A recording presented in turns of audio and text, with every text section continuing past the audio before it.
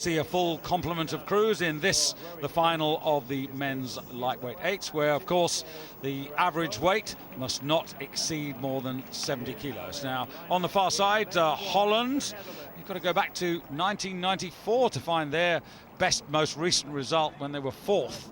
Next to them though, Denmark, who won in 1995 and are always to be respected in lightweight racing. In lane 3, Germany, who had a real dust-up in the heats with Italy, who are right alongside them in lane 4. Italy with a great pedigree also, like Denmark, in lightweight racing. They won last year, although that was only a two-country affair. But they last won before that in 2002. And then in lane number 5, the United States. 99 and 2000 were successful years for them, and completing the lineup, Poland, promising crew out in lane 6, which as ever will be closest to you on picture.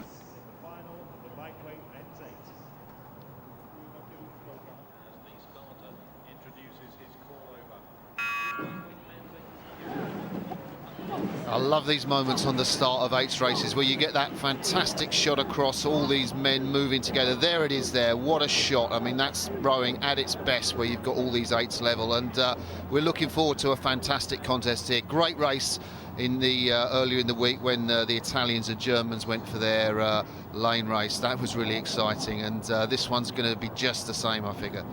Well, clearly everybody's got the message that you need a fast start here, and going out pretty quickly are Denmark. They're two from the top of the picture. Germany also starting fast, and the Italians trying to hang on as well. And at the moment, it's very close right across the entire field. Right on the far side there, the Dutch as well. Yeah, I'm a little surprised, actually, talking about the six-boat final, that the home country, Britain, didn't put an 8 in for this, but I don't think it's affected the standard at all. The British 8 probably would have been pushed to make the final, and make no mistake, this is a good standard of racing. Now, Martin, this is a boat class which for some time has been under threat, the threat of being discontinued in the programme. Yeah, and the fact it's here is testament, I think, to nations like Germany, to nations like Italy wanting to keep their lightweight programs alive and healthy, and so FISA, the world governing body of rowing, has decided to put this event back in the program, and what a contest it's showing at the moment. No British crew. Yeah, and you know, I think that's a real shame that there isn't a British crew, because you know, home championships, I think British program is funded very highly, and I don't think that's great that we can't get a lightweight 8 in an event like this. Morten Jørgensen, the stroke in the Danish lightweight 8 there, setting the rhythm with Mads Andersen picking it up behind and leading into the engine room. And they've made a decent start here, Denmark, and pushing out strongly. Denmark, a nation where usually the questions are asked, they usually find the answers, but it's a very tight affair out there at the moment. Yeah, they've got such a legacy in Danish lightweight rowing. I'd hate that, because the Danish 4, that fantastic crew in lightweights, they made lightweight rowing into a sprint. Just go out, start your race as you mean to carry on, and these guys in the Danish 8 are trying to follow that trend up at about 39 strokes a minute, which is quite high, I think, for an 8. And I guess, you know, questions are beginning to be asked to them, and the Italians, lower rate of striking, but I think those Italians have got a great technique. You know, I love that acceleration through. You can just see they're getting hold of more water than the Danes there. And Denmark just by a whisker from Italy, then Germany, Poland moving up, and the Netherlands lot out of it. But it is actually at the moment the Italians who we need to keep your eye on, and in particular watch out for the man who's sitting in the 4 seat. Great competitor, Franco Sancasani, 5 times a world champion. You can just spot him with a beard.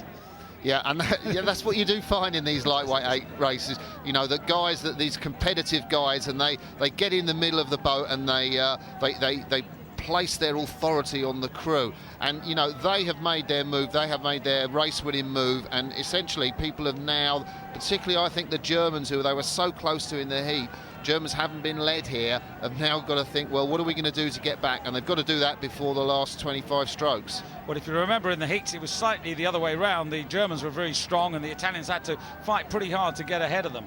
Yeah, I know. But the thing is, I mean, just a little look across from Fabrizio Gabrielli, the stroke. I mean, that's a half smile, because I guess you're going to love to be in the position of looking back in these fast tailwind conditions, because you know it's going to be harder for the guys on your right to get back into the race. So he's very pleased, I think, with his work in the third 500. Yeah, don't rule out the Danes, though. They're still there. The red and white vests on the far side there. Italy, Denmark coming into the last quarter now. Germany, Poland on the near side, quietly making progress now, and just threatening to get into this. They're very isolated, which doesn't make it easy, because they're away from the race pace, but they're running their own race and they're beginning to make an impression. Absolutely. They were off the back in the race for lanes earlier in the week, and this is a big surprise. Almost in front of Germany, would you say, at this point, David? I mean, where have they come from, the Poles?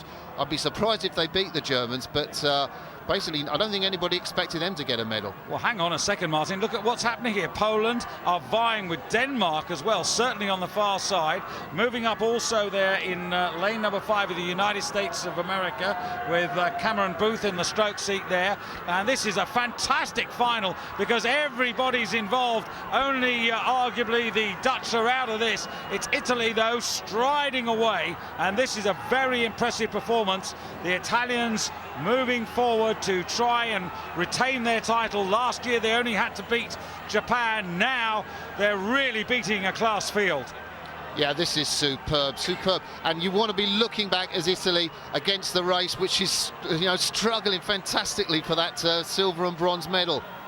Yeah, and just at this moment it looks to be between Germany at the top of the picture, just beyond the Italians, and Poland right underneath you. Italy take a terrific goal, defend their title. Germany just get there ahead of Poland as Denmark fade. But what a crew, and just look at the delight here from these men to have held on to this title. And this, as you said earlier, Martin, a really high quality field. Fantastic field, and Tomasz Kowalak, the Polish bowman, you know, celebrating like mad. But just look at the German, Mark Riffel, in the bow seat. Italians cross the line, he stops rowing and nearly hands the Poles a silver medal there.